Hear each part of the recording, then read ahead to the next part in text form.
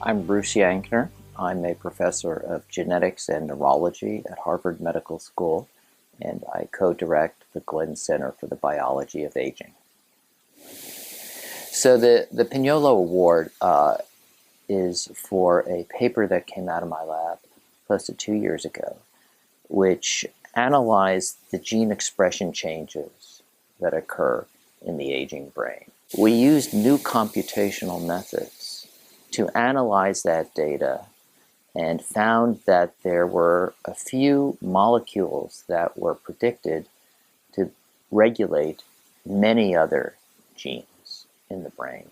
And one of those, the one that was predicted to have the greatest impact, is a factor called REST. It's an acronym for RE1 neuron silencing factor, and it was previously shown to function in fetal brain development to keep neural genes off until the brain had a chance to develop its underlying architecture.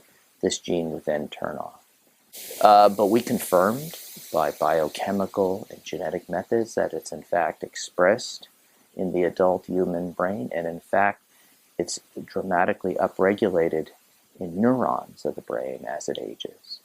We found that in individuals with Alzheimer's disease, however, this protein was upregulated to a much lesser extent, and in many cases was almost entirely absent from the nucleus or the genetic center of neurons in the brains of these patients.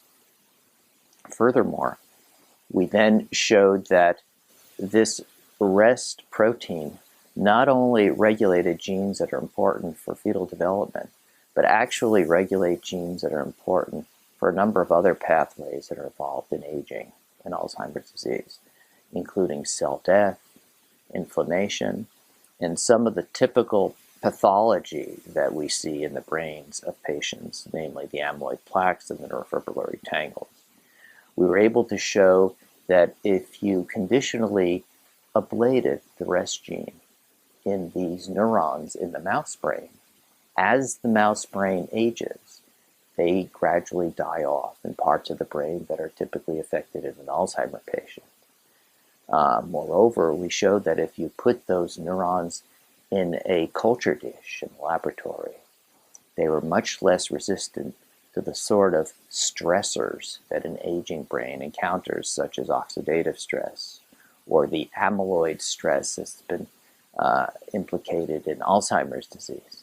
So our hypothesis was that REST was a mechanism that had evolved to maintain neurons and keep them functioning, even if they're suboptimally functioning through an entire lifetime.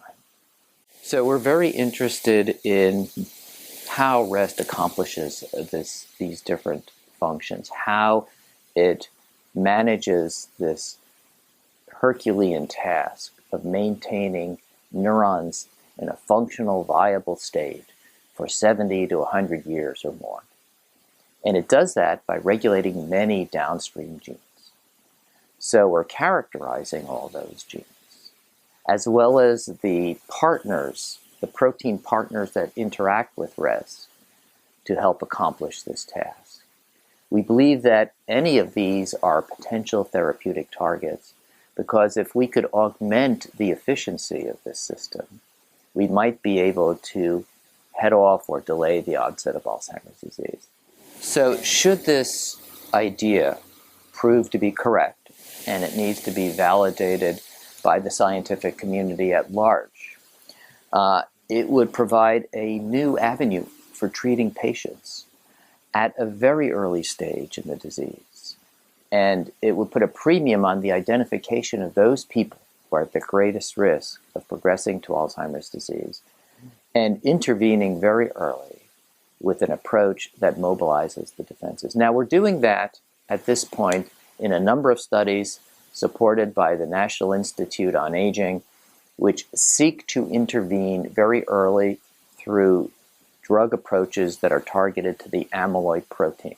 But our findings raise the possibility that there may be other drug approaches that target steps even earlier than that.